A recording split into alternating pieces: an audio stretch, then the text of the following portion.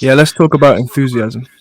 Okay, so enthusiasm is interesting because in the Madhurya Kandamini, Vishnu Chakravarti Thakur explains 6 forms of unsteady devotional service, and one of them is utsamai, false confidence or false enthusiasm.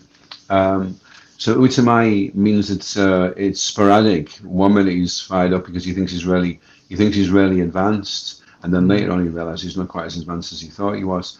So, but he's very enthusiastic. But he's enthusiastic, and the foundation of the enthusiasm is maya. It's false. Mm. So somebody could be falsely enthusiastic, and somebody else could be genuinely enthusiastic. So then we'd have to distinguish what's the difference. So the difference is, and Rupa Goswami qualifies it. He says utsahan nishchayat darya. He says you have to be enthusiastic, but you have to be confident, and daryat, you have to be patient. So this qualifies it. Okay, you can have some really raw enthusiasm. That's great. Can you sustain that with some knowledge, with some faith, some understanding of what you're doing? If you can, then it's not false enthusiasm. Then it's Lag. was that okay, or did we lose I that? lost you there. I lost you there. It lagged out. What I heard is Oh, if it's false, we got up. I only lost you 10 seconds ago. You okay. said if it's real enthusiasm, then it can be sustained. That's what I last heard. Yeah, yeah, and that's where the daria comes in. The person can be patient. He's out on the marathon and he's had 3 slim days, but he's not having an existential crisis. He knows it'll happen. He knows he's doing the right thing, and he knows he has to be detached from the results. So he's cool about everything, but at the same time, and he's not lost his determination. He's unwavering in his determination. Whereas if your enthusiasm is passionate, then you're okay with being passionate. You're okay. That passion is fine as long as you're getting the result. As soon as you don't get the result, then we have a major breakdown. Hmm. And then I guess enthusiasm in the mode of ignorance is just you think you're okay and you're not even trying hard, but you think that that's all right. So you never really even get off the starting block when you're being enthusiastic in the mode of ignorance. You're just trying to show everybody that you're detached, but yet you're actually just in the mode of ignorance. Mm. Oh, What I I'm wondered. not worried. Oh, like sometimes people they get into Krishna consciousness and they're extremely enthusiastic, like telling everyone to chant the Maha mantra, very like radical, and Yeah. like. But eventually, over time, you kind of mature and stop being so extreme and see that preaching is a bit more subtle. Is Well, that it's interesting. Utsamai? That's Niyamagraha. Okay. That's in the next instruction from Rupa Goswami. Um, Another one previous, Achihara Prakashachara Prajalpa Niyamagraha. So the Niyamagraha is it's the person who's following the rules and regulations, like so fanatically. Or then the next minute, the other duality is he's not following the rules and regulations at all. He's Niyamagraha. He's not middle of the road. He's not plodding along doing it. He's extreme. He's extreme over the top, following the rules and regulations, and then he's extreme over the top, not following them at all, because his enthusiasm is whimsical, and it's based upon duality. So it means at some point he's going to come crashing down, and he's going to go down as much as he went up in the first place. Whereas he needs to get more in the middle of the seesaw and be level. So he's not going up that much. He's not being super enthusiastic, but he doesn't get super discouraged either. He just kind of maintains, he plods along level-headedly and sustains that for many years. Interesting. So like Prabhupada said, better to be a rising moon than a shooting star. Yeah. And So, it'll take time. You can't be an instant moon. You can be an instant star and you can be flying all over the place and thinking, well, that guy's pretty cool. But you come back in a few years and he's not even there. Whereas the moon will just mature and maybe it's a waxing moon. So it starts off just as a thin slither. But each year that moon starts to open up more and wax more and more, you know? really interesting. So like it's just like because I also in Madhurya Kadambini I've been reading about Tarangarangani, which means Yeah. like enjoying the waves of bhakti, like the surface level of bhakti. But actually Yeah. bhakti is a very deep ocean. So Yeah. I think Yeah. Yeah. the rising moon, the slow and steady, he's plunging deeper and deeper and deeper. Yeah. Whereas that, what do you say, Niyamagraha is maybe he's playing in the waves for some time, but then he just leaves and Well, Yeah. Niyamagraha means an inability to have a profound grasp of the rules and regulations in the first place. Mm. And we had one devotee, he was so fanatical. We were going around the shops, and we weren't allowed to buy our boga. You only had boga that was donated to you. So we had some flour donated to us. So when we got back, I says, well, can we make some bread? And he said, I'm sorry, Prabhu, but we're going to have to take this flour back to the temple because you lusted over it. Oh my God.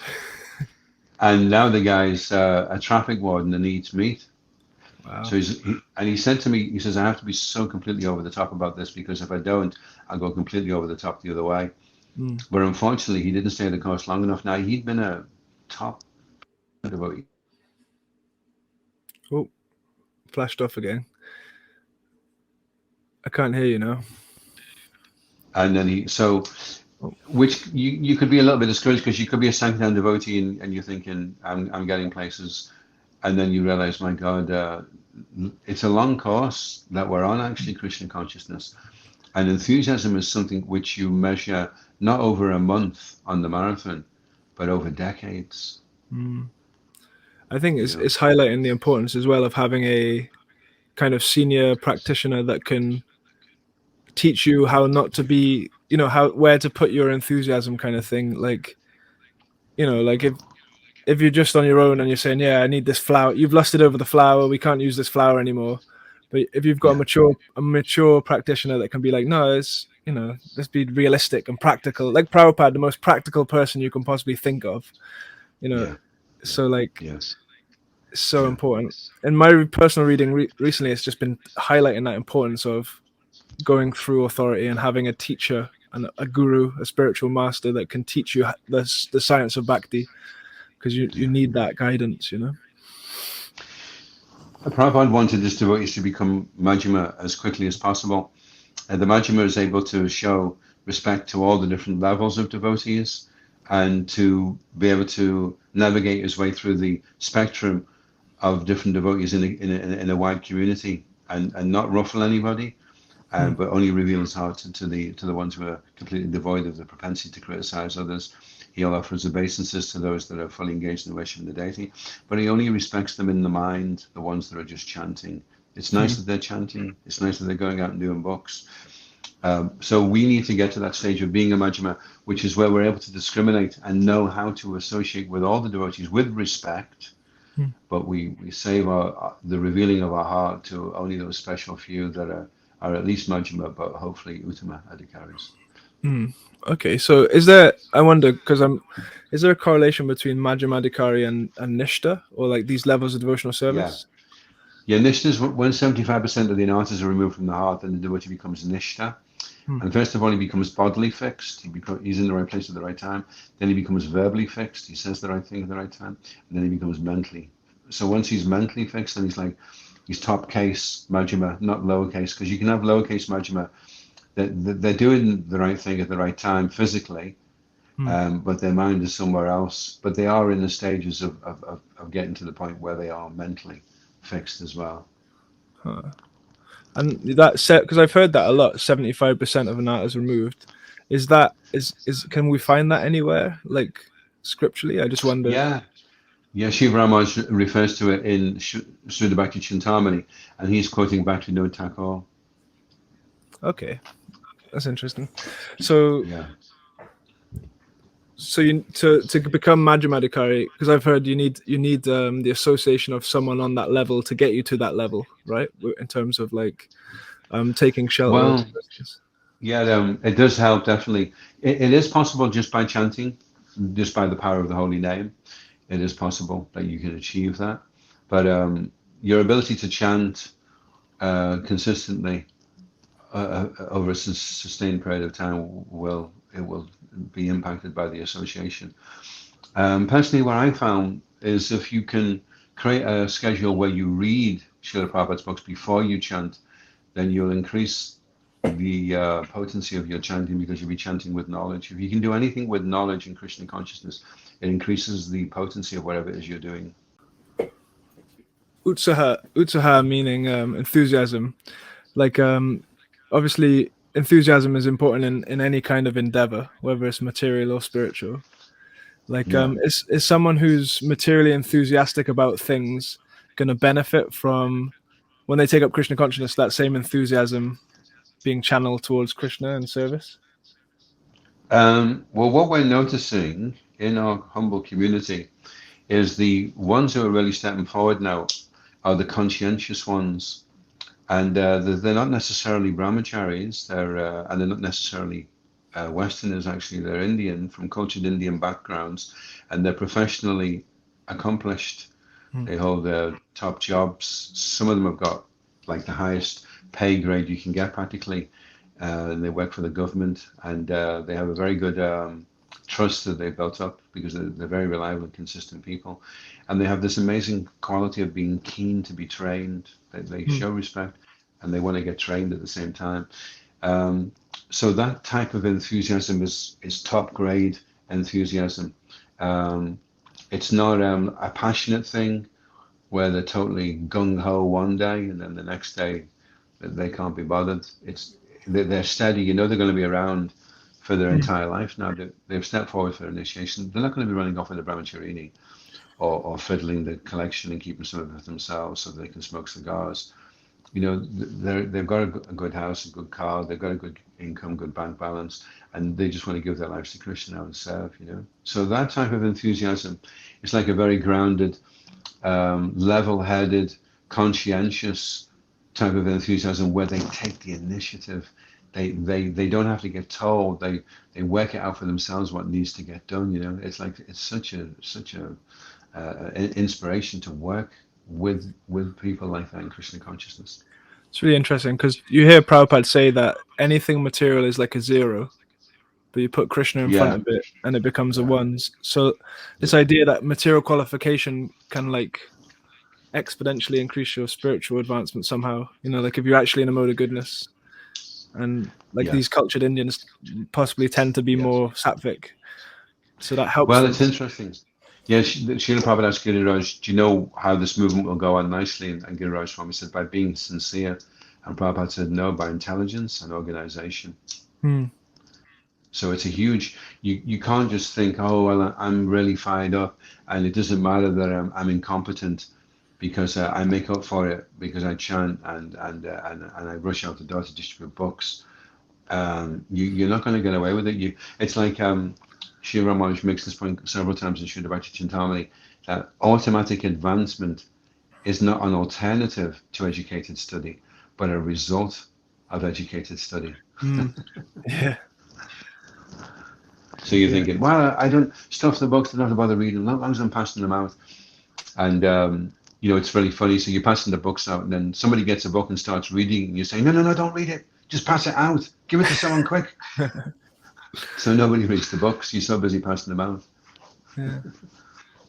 Yeah, it's really interesting. So we should really cultivate material competency alongside, like, because that's what I think, that's what Shiva Maharaj does harp on about a lot, is like you say, the automatic, you read in the book sometimes automatically you become liberated by practicing Krishna consciousness, but I guess that automatic, how would you kind of reconcile that? Well, the singular qualification for being successful in the material world, you know, people that are very competent in the material world, is their ability to read other people Hmm. and to tap into their potential. Hmm. Um, and that's the challenge. Actually, what was the question? Because as you were asking the question, I was thinking of the answer, but then I forgot the question because I was thinking of the answer. Sorry. Yeah, the question is like, you know, in the books we hear that by practicing Krishna consciousness, then automatically you attain liberation and you attain spiritual advancement. But then the counter statement is that you have to cultivate competency in some way, become organized, and, you know, cultivate like a togetherness materially. So how is that Yes. automatic? Like that's the guidance that we Well, get. yeah. My mind's going on to a few points. Actually, brings up a few things, but just to get it clear that I fully understand the question. So somebody takes up Krishna consciousness. They're very enthusiastic, and they think, I'm going to bypass being competent so that I can just quickly get to the goal. And if I'm messing around trying to have to work out all these material things, it's going to impede my progress spiritually. Is Yeah, that basically what you're saying? that Yeah, kind of thing. Yeah. yeah, So yeah. So better what? to just focus on my I'm just going to chant all day long, or, like I'm just going to Yeah, do the spiritual activities and yeah, and neglect.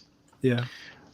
So that's interesting because Srila Prabhupada expected accountability, and this can, to me, it has a tinge at least of impersonality, of being impersonal.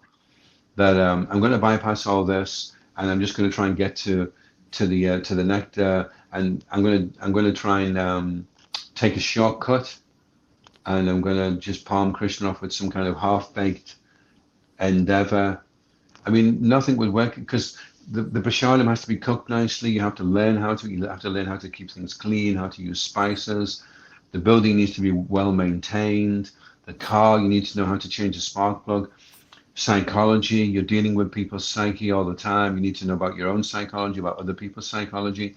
If you decide to renege on these things out of laziness and take what you consider to be the easier path, you'll actually just embark upon so many obstacles because you won't be able to get the car started, you won't be eating nutritious food, you won't have good relationships with the devotees. So you've really compromised what advancement you're going to be able to make.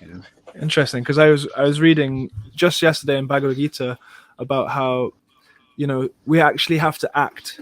So to act, you need to do activity to get out of this world of karma and activity. So he said, Yeah, Prabhupada said, like, just like if you get a disease from drinking too much of a milk product, you can remove yeah, that disease by taking another milk product, which is yogurt, I think he yoga, says. yeah, So yoga, it's like that. We have to actually make our activities more we have to use our activity and our propensity to act in order to remove our karma, which sounds. Well, yeah, I think as Krishna says, you have to know the action with no reaction, and how inaction Oh can yeah, lead to. It's one like if who's you stand exactly there that. and the guy kills your grandmother, and you say, "Well, I didn't get any karma for that because I was totally inactive."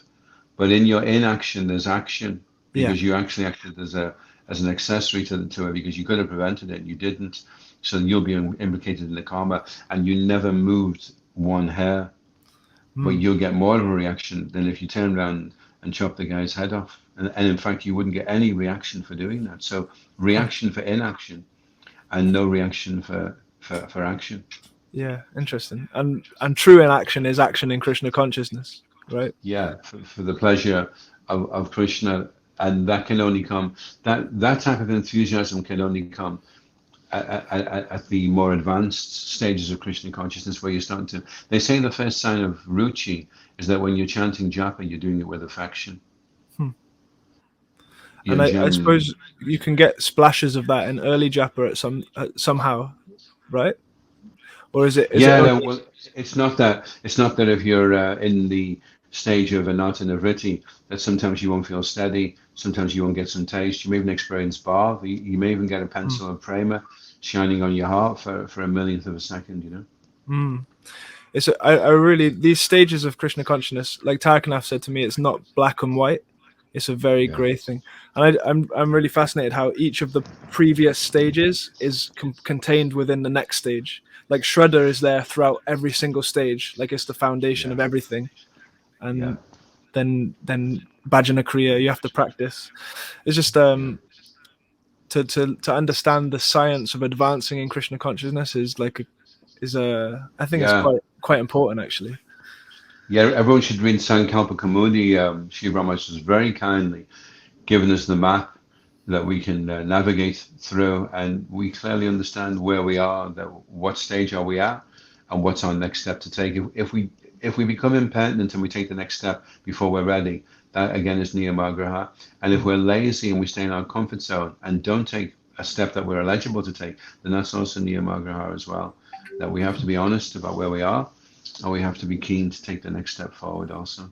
Wow. So Nimagraha is a two-edged sword. It seems to be Yeah, So you have to ride in the middle, really. Like if you accept the rules and regulations too much, then you're Niyamagraha, and if you just neglect them completely, it's Niyamagraha. So you have to Well, what's interesting is, what's interesting, it's actually a little bit different there. You could be really, really strong on the rules and regulations, but not in a superficial way.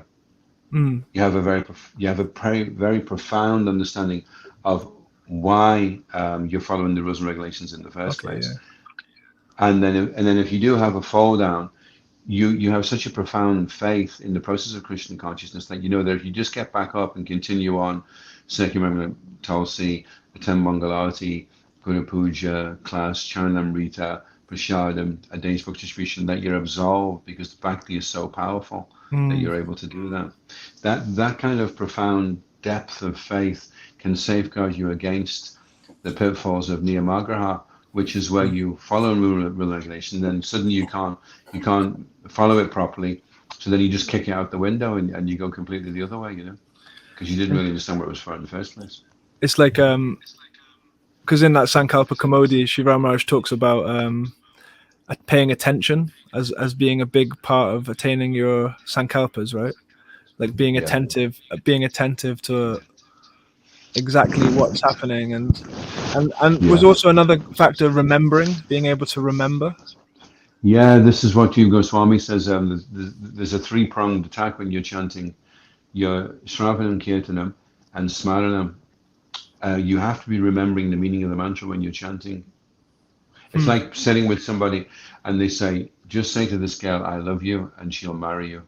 But you're saying I love you in French, un, deux, trois, say that meant I love you. So you know that you have to say this, but you don't know what it means. So you sit down with the girl at the bench and you say un, deux, trois, un, deux, trois, un, deux, trois. While you're saying it, you're kind of looking at your watch and you're looking around and you un, deux, trois. And then someone else knows what it means, that it means I love you. Then he's saying to the girl, un, deux, trois, un, deux, trois. Un, deux, trois. And so he's going to go places, and also his depth of expression will be more profound because he's not just reciting something mindlessly, but he's doing it from the heart. And you can do it more from the heart the more you're aware of what the meaning is, and the more you have faith that this is how you should be doing it. Because so how can we strengthen that? Like, because like what you said just now about the potency of morning program, circumlating down Tulsi, Mangalati, Guru Puja class. Like we everyone who's ever done that has experienced that is an extremely powerful program that you can do. But Yeah, then sometimes you fall into a habit of just completely neglecting it, and you've completely forgotten how powerful it yeah. is. So how can we like really solidify that conviction and faith in that process that we've been given? Okay. Well, the way we can do that is we can look at what we're doing at 8 p.m. Mm, What are you doing at 8 p.m.? And is it essential? And if it's not, then you should be heading for bed, which I will be doing very soon, actually. right. So if you 8 p.m. can now. get your 8 if you can get your 8 p.m. sorted out, then everything else is fine. Everything else will fall into place. If Mm, you are wasting time at 8 p.m., then that will impact on everything else, and that will compromise how. And if you can't get up early, then everything else is going to be difficult for you. If you can rise early after a good sound sleep and you're fresh and mm. attentive and you attend the full morning program, there'll be no problem. But if you let it slip at 8 p.m., everything else will fall apart. Amazing. In that case, I'll let you go and we'll enthusiastically go to the Yeah. morning program tomorrow morning. That was Jai. a Okay. nice episode. Thank you very much, Prabhu. Okay. Thank you. Jai. Haribol. Hare Krishna. Haribol. Okay.